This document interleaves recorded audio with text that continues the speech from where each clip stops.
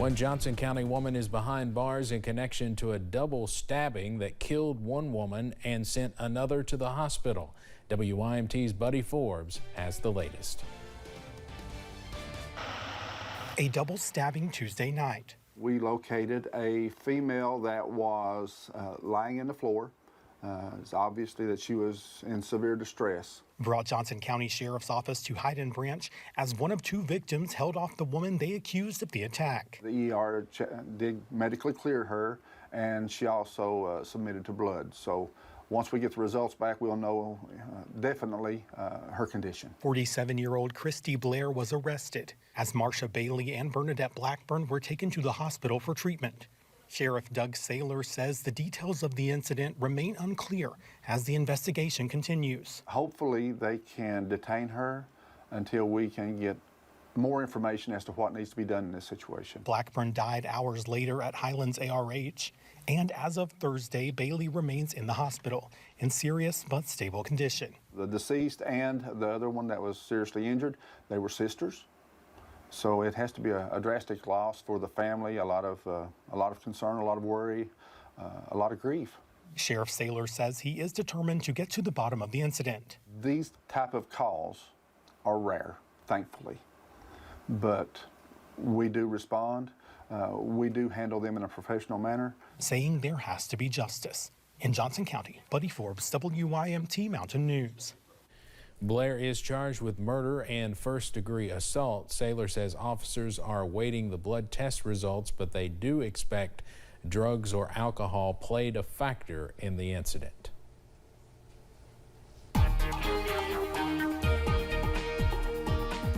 It's been a beautiful day so far today. A little on the cool side, but still not too bad for getting out and taking a look at some of that fall foliage. Here's one example we have from Carl Smith in Pike County. Sent us this photo. A great photo of some of the oranges and reds mixing in with some of those greens out there as well. And today would have been a great day to take some foliage pictures with the blue sky out there providing a nice contrast. If you want to see those on the air, weather at WYMT.com or pics at WYMT.com. You see those addresses on the screen. Send them our way. We'll put them on TV. This beautiful foliage we have outside. Same thing, Mountain Parkway at Slade. Some nice foliage there as well as the sun continues to set. Upper 40s, low 50s at this hour. And we're only heading further down as we head into the nighttime hours. Clear skies expected.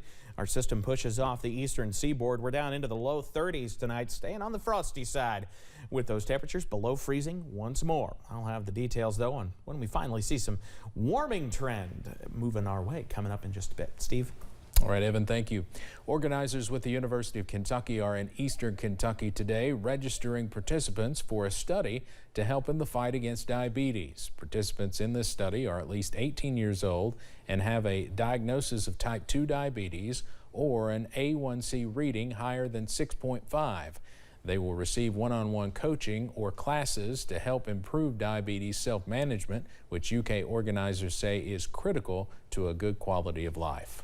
We're seeing if the health coaching or the classes work better or if the combination works better. Diabetes is a terrible problem in eastern Kentucky, and we'll have more about that tonight at 11. But this is not the only research project recruiting eastern Kentuckians to address a critical health concern. Researchers with the UK College of Nursing are looking for participants in a clinical trial comparing two types of cognitive behavior therapy for cardiac patients. The study seeks to learn if this therapy will help people in rural areas improve cardiac-related health outcomes. It's important out here because we're wanting to see if there's a correlation with mental health with having these cardiac events and what care we can provide to patients. Researchers are recruiting participants living in a rural part of Kentucky with a history of cardiac problems or surgeries. Information about how to participate can be found on WYMT.com. The Take One for the Team vaccination campaign is sweeping across Clay County, encouraging people to get vaccinated through fun events and various incentives. WYMT's Alyssa Williams visited Clay County High School and Paces Creek Elementary today, where staff were awarded for their vaccination efforts. Staff at Clay County High School and Paces Creek Elementary School in Manchester were presented $6,000 checks for their efforts in the Take One for the Team vaccination campaign. Just a great thing. It's a great feeling. I'm just tickled death to be part of that. The Take One for the Team vaccination campaign is sponsored by Volunteers of America Mid-States, Advent Health, the Cumberland Valley District Health Department, and a few other organizations, hosting several vaccine clinics and offering various cash and prize incentives for the people and organizations who participate. It's really been a good partnership, and I feel like we have reached a broader segment of the population by visiting the different schools in the county and various industries and businesses. Out of the Clay County schools, Clay County High School and Paces Creek Elementary were the two participating schools with the highest number of vaccinated individuals, including students, staff, and the community members that attended their clinics. It's awesome. I mean, you know, that's what our community needs to do right now so we can get back to as normal as possible for everyone. And so anything we can do to help impact that, you know, it's a great feeling. Recognizing the efforts of those who are encouraging others to take one for the team and get vaccinated. In Clay County, Alyssa Williams, WYMT Mountain News. The funds awarded to these schools can be used for extracurricular activities or any urgent needs the schools may have. Kids ages 5 to 11 can now get Pfizer's COVID-19 vaccine. We spoke with infectious disease specialist Dr. Ferris Cotter, who says the Pfizer dose this age group will receive is 1/3 the dose teens and adults get. 28 million kids are now eligible. Doctors also say parents should talk with their child's health care provider before making a decision. And Governor Beshear and his wife Brittany got their booster shots today. He said an increase in breakthrough cases could indicate a decrease in COVID immunity. That's why he's urging folks to get the booster shot. State Health Commissioner Dr. Stephen Stack says more people are now eligible. If you're over 65 and older, you should all go get a booster right away. If you are over 50 and have any significant medical problems, you should go get a booster right away. The CDC says it is safe to mix and match booster shots. Kentucky Attorney General Daniel Cameron is joining Ohio and Tennessee to challenge the Biden administration's vaccine mandate for federal workers. The lawsuit asserts the administration's mandatory vaccine requirement is unlawful and unconstitutional. The lawsuit was filed earlier today. The positivity rate in the Commonwealth continues to stay pretty stagnant this week. Our counties continue to be in the orange and red zones. Governor Beshear announced 1,398 new cases of COVID today, increasing the statewide total to 749,596. There were 30 new deaths today, bringing the death total to 9,886. The positivity rate is a little more than 5%. You can always find the latest COVID information on our website at WYMT.com. After more than a year of helping patients fight off life-threatening illnesses, including COVID, Baptist Health Corbin got some good news Monday. The Kentucky Hospital Association presenting the hospital's critical care unit with their quality award for acute care hospitals with more than 250 beds. The goal of this award is to raise awareness for the need of high-quality patient-centered care. ICU Nursing Director Eric Willis says this is very rewarding after all they have been through. I think it was a great accomplishment for our department. I think that it did kind of come to us a little bit by surprise. It's something that we're very proud of.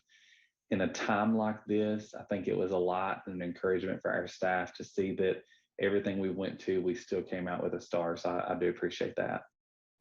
Willis also says they've seen great improvement in COVID-19 cases. He says their ICU unit has returned to normal capacity. Today, Kentucky's unemployment process is changing. Claimants who have not confirmed their identity will have to register through a company called ID.me. An influx of fraudulent claims has caused major delays for some. State leaders hope this new process will help smooth things out. You can schedule an in-person or phone appointment to register with ID.me. Governor Andy Beshear announced a record year of economic growth for Kentucky yesterday, but does that stretch into the mountains? WYMT's Corey Sanning talked to a couple of county leaders. Small towns with big dreams and economic growth on a large scale. The Lion Uniform Factory is going to be an incredible benefit to our community. We've already seen several of our local people shift over from other more stressful and demanding jobs to work at Lion Uniform. As the Commonwealth enjoys a record year in that department, Eastern Kentucky is right in the midst of that, with opportunities such as the Lion First Responder Manufacturing Facility in Beattyville, creating 75 full-time jobs. The economy's on fire, and I think it's just, for us in Lee County, the possibilities are endless because everything is happening. Not only are we seeing an increase in people interested in our community, willing to move there, but now we're creating things for them to do. Perry County is also growing as well, with added jobs at the area's WellCare call center. In the past, we've been kind of a one-horse town with coal. We've had to reinvent ourselves, and we're still big on coal. But we also know that we have to have other industries there for our citizens to work at. Judge Executive Scott Alexander says adding new employment is critical to growing the region, especially now that coal is no longer at the forefront. It gives them that hope, and it gives them that chance at the American dream. And you know, it's great when you can look at your community and say, hey, we have jobs here available. So that may not be the job you want to start at, but it's a really good job and a chance to get started, and then you can always potentially find something better. Granting opportunities, one job at a time.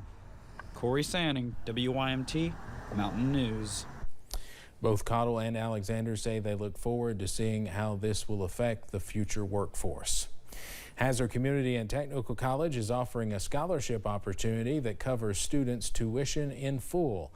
The HCTC Promise Scholarship is a last dollar in scholarship which covers tuition in full once all grants or third-party scholarships have been awarded. This scholarship can be given to any first-time HCTC student that is enrolled part-time or full-time. It is something that HCTC really felt passionate about in being able, again, to help students in our region be able to get back on their feet after the pandemic. And we really wanted to help students who may end up owing a balance even after their aid is applied or may not receive any other aid at all. If you are a first-time student and are interested in applying for this scholarship, you can find the scholarship application on HCTC's website. The coal industry continues to be an important part of Eastern Kentucky's economy. One company recently expanded and hopes to carry on that tradition. WYMT's Jordan Mullins has more from the Wellmore Coal Company's job fair in Pikeville and how they plan to integrate the new generation of coal miners. Over the years, the coal industry in Eastern Kentucky was seeing a downturn.